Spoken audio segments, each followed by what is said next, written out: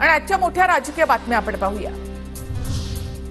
राज्यकर्त्यांचे 12 वाजले की एक बारामतीला, दुसरा पंचतारांकित शेती करायला, तिसरा नागपुरात जाईल। उद्धव ठाकरेंचा मुख्यमंत्री उपमुख्यमंत्र्यांवर हल्लाबोल। सरकार आल्यावर अदानींना दिलेलं धारावी पुनर्विकासाचं टेंडर रद्द करणार, कंत्राटदार माढा लाडका योजना सुरू, सगळीकडे पाणी तुंबतंय, हे विकास पुरुष, उद्धव ठाकरे यांची टीका।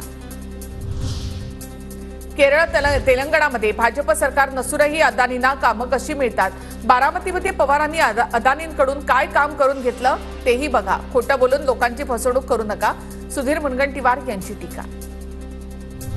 मुंबई तोडण्याचा ठाकरेंचा फेक नरेटिव्ह, जोपर्यंत चंद्रसूर्य आहेत तोपर्यंत मुंबई महाराष्ट्रापासून तोडली जाणार नाही, उदय सामंतांचं वक्तव्य। फडणवीसांनी ठोकून काढण्याची भाषा केली होती, आता उद्धव ठाकरे आक्रमक झालेत, उद्धव ठाकरेंचा इशारा, हे त्यालाच प्रत्युत्तर, किशोरी पेडणेकरांची प्रतिक्रिया।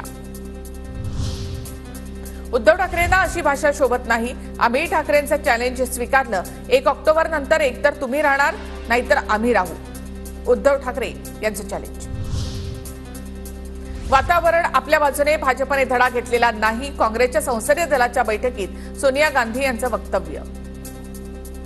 बुमरेंनी मंत्रिपदाचा गैरवापर करून 6 पेक्षा जास्त वाईन शॉपचे लायसन्स घेतले, ठाकरे गटाचे उपजिल्हा प्रमुख दत्ता गोरडे यांचे गंभीर आरोप। बुमरेंवर कारवाई झाली नाही तर सुप्रीम कोर्टामध्ये दाद मागणार, दत्ता गोरडेंची माहिती। शरद पवार विधानसभेला 20 मतदारसंघामध्ये तरुणांना संधी देणार, पक्ष सोडून गेलेल्या आमदारांच्या विरोधामध्ये युवा नेते मैदानामध्ये उतरवणार, शरद पवारांकडून चाचपणी सुरू।